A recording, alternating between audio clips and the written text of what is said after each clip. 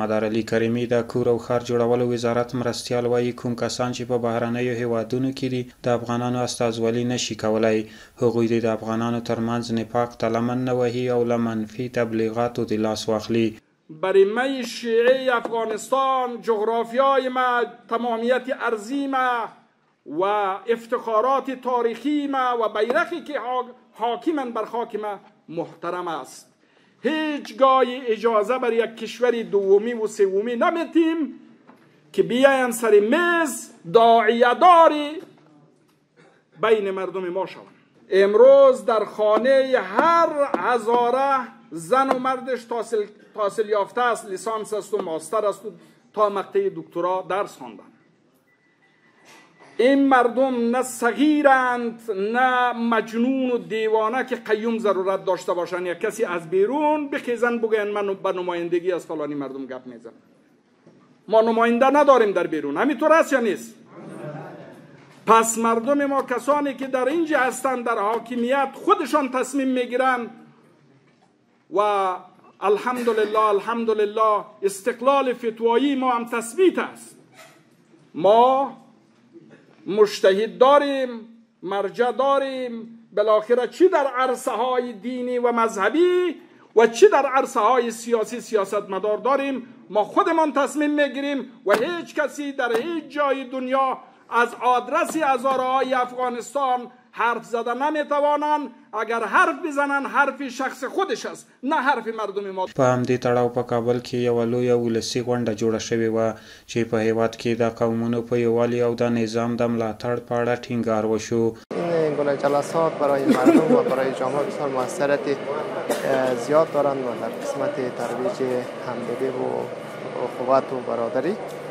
هرچند که این گونه جلسات ایجاد شد و مردم بیشتر برایش نکات ارزنده و نکاتی که امروز در جلسه توسط علما و توسط مسئولین تذکر داده شد، اونا عمدتاً برای جامعه بسیار مؤثر است و همه بیداری و هوشیاری خود به خرج میده و این جلسات را محترم شمرده. علما یکی از جمله کسانی در جامعه هستند که نقش مؤثر در قسمت هماهنگی، انسجام و وحدت در بین مردم دارند.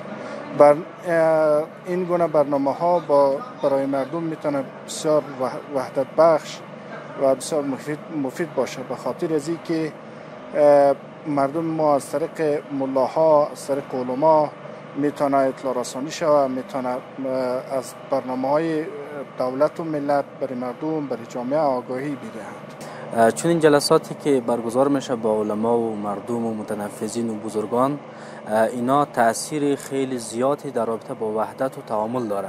میتونه که پول شوه بین ملت و حکومت، پول شوه بین دولت و ملت تا از این پول عبور بکنه به سوی وحدت و تعامل و همدلی و برادری و یک پارچگی برسه. مدارعلي کریمي همدارنګه وویل د افغانستان د خلکو پرمختګ او هوساینه په یووالي کې ده. ټول هیوادوال دې په یووالي کې ژوند وکړي. برای ما هم یک پشتون قندهاری محترم دوستش دارم، یک تاجک بدخشانی نوری چشم ما است دوستش دارم، یک تاجک پنشیری، یک ازبک جوزجانی برادر ما است دوستش دارم. با وحدت، با یک پارچگی باور داریم. پیروزی مردم افغانستان با وحدت و یک پارچگیشان است. ما بر این باور هستیم و صدا میکنیم سر برادرای خود که وحدت و همدلی و همسویی ما را و افغانستان را باید تمثیل بکنن و به وجود بیارن. دینی عالمان وویل ټول مسلمانان باید په یووالي کې ژوند وکړي او د دښمنانو د منفي تبلیغاتو تر اغیز لاندې دي ناراضي. حضرت علی ابن ابی طالب اولین امام ما است. پشت سر ابوبکر صدیق نماز خوانده، پشت سر حضرت عمر فاروق رضی الله عنه نماز خوانده، پشت سر عثمان غنی نماز خوانده در دوره خلافتشان. حضرت رسول الله صلی الله علیه و آله و سلم پیغمبر ماست. متاسفانه توسط یک تعداد افرادی که اغرای به جهل شده اند شیعه را شناختی از شیعه ندارند و نداشتند، شیعه را با چهره بسیار بد تصویر در ذهنی برادرها دادند. این تصویر باید اصلاح شوند. آنچه که واقعیت است، واقعیت ها باید گفته شوند. کتاب صحاح سته اهل سنت را، صحاح بخاری را، صحاح مسلم را در اخیر که مناقب اهل بیت نوشته، برید مطالعه کنید چگونه درباره اهل بیت پیغمبر احادیث را نقل میکنه، روایات را نقل میکنه.